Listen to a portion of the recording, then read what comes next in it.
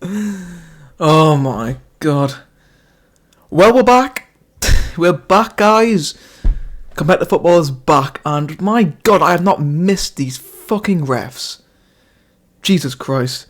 Alright, what's going on, guys? Welcome back to the channel, and today we're going to be bringing you, I'm going to be bringing you the match review on the Sunderland versus Hull game, where Sunderland, despite having more shots on target than Hull having actual shots, have managed to lose the game on penalties. Brilliant. It's I shouldn't be too upset because it's a Carabao Cup game, but the fact that we absolutely battered them, we literally destroyed them, literally got this. That's what happened. We fucking destroyed them, man. It's ridiculous. But at the end of the day, we had so many opportunities to. Thank you. We had so many opportunities to score a goal, and oh my god, O'Brien, he missed absolutely some sitters, and Will Grigg had two disallowed goals, and Grigg also missed. I mean, obviously, we'll go into that in a bit later. But here's the Sunderland team that did line up against Hull today. We've got Lee Burge in goal, we've got O'Nien, Flanagan, Willis, Wright, and Hume in the back five.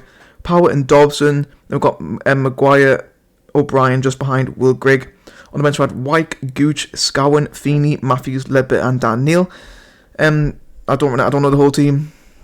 Sorry, but yeah. I mean, it's just, oh my god, it was so frustrating. I mean, O'Brien. I mean, I know it's your first game, your first competitive game, but you need to be fucking putting those away, man. I didn't see the first 50 minutes because I had a few problems with the a.f.c app, so that's why I didn't get so many chances. I know that Grigg had a goal disallowed, I think in the first 5 minutes, I think it was. That was disallowed. And then Grigg was he had another shot cleared off the line, and Maguire somehow missed this shot. I don't know how he missed. I mean, in fairness, it was a very busy box, but he then missed the rebound. I mean, it wasn't even on target. I mean, that is really poor for Maguire's standards, I'm not gonna lie. And then for the rest of the first half, Sunderland just continued dominating, and then O'Brien had another shot, another chance. He was put through by a great through ball. I think it was from Dobson. And it's 1-on-1. He should be putting it away, and it again, not even on target. It just swerves off to the left there, and it's really, really frustrating because we should be absolutely, we should be putting this away. And O'Brien another shot which is sky over the bar. Then Grigg then supplied him with another opportunity, and he couldn't quite stretch his leg over to put it in the back of the net. But yeah, I mean, O'Brien had a host of chances in that first half. He should have really scored. And then pretty much the half ended. Hull were absolutely terrible in that first half. I think maybe it had like one chance. Really, that was it. The one that good at all. Tom Eaves actually had to come off. He was replaced by Lewis Potter. He came on for Hull in the second half. Sunderland just resumed the way they were. They was continuing to press against Hull. And I mean, what I think I was noticing was that Denver Hume and Luke O'Nien kept trying to just cross the ball, and them two are both equally as shit as crossing each other. Obviously, they're both so bad at it, man. It's ridiculous. And then, I mean, I hope that I'm guessing that's gonna be a running theme. And then, I mean, I know Parkinson likes to do long balls, but I mean, it would actually help if you actually train the players to actually play long balls, because every single time they either going after a goal kick or after a throw in, because we just kind of seem to play good enough long ball. And then the 68th minute, Will Grigg puts on the head, and we're thinking, oh yes, 1-0 finally scored. Will Grigg getting the goal. I mean, at first I thought Nine just managed to just creep in from there, but no, it actually was turned out Grigg. But apparently, it's offside. Apparently, it wasn't. It wasn't offside.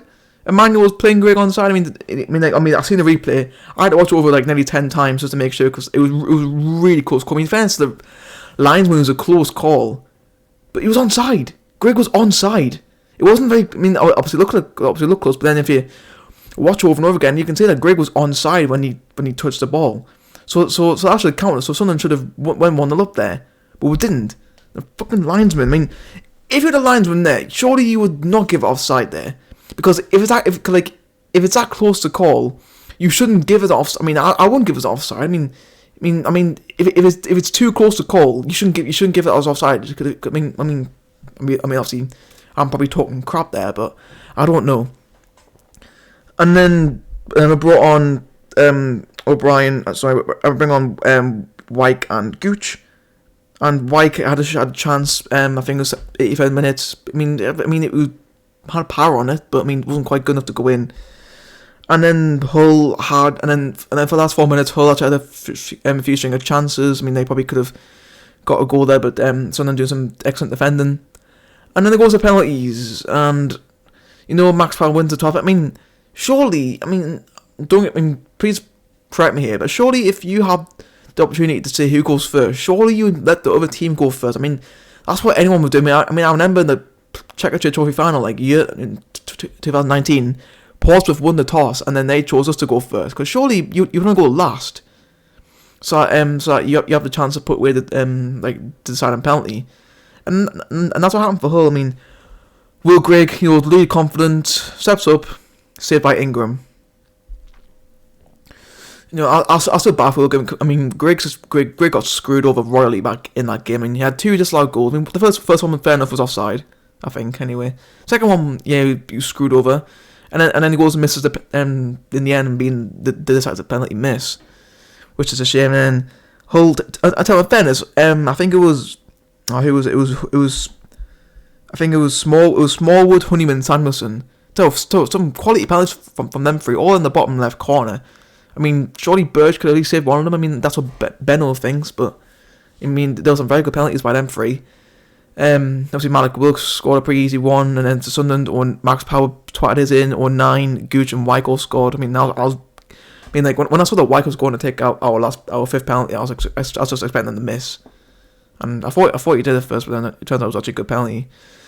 And then Potter puts away the decisive penalty, which saw Hull progress despite having 0 shots on target. It's just typical Sunderland. It just is typical Sunderland. It's ridiculous, man. But that's the game finished. We're lost, man. Well, yeah, we're lost. We drew 0-0, but we lost 5-4 penalties. We're out the Carabao Cup. Again, shouldn't really be too bothered. It's only a Cup game. It's just the fact that we played really, really well, and the fact we should have won that game by at least 3 goals. We should have not been screwed over by the shitty linesman. And then, yeah. So I'm actually going to give him player ratings this time out, which is going to be fun. Burge, I'm going to give him a 6. He literally had nothing to do that entire game. Flanagan, I'm going to give him a 6. Again, for Adam Macy, Flanagan on the ball much. Willis, I'm going to give Willis and Wright both 6s as well. The defense really didn't have too much to do in that game, you could say. Power, I'm going to give it Power a 6 as well. Power, it seems like he was playing in the more attacking role than last season, which I suppose is alright. Because obviously we do know Power obviously can't hit them, and obviously he does like the attack a bit more, so that's cool.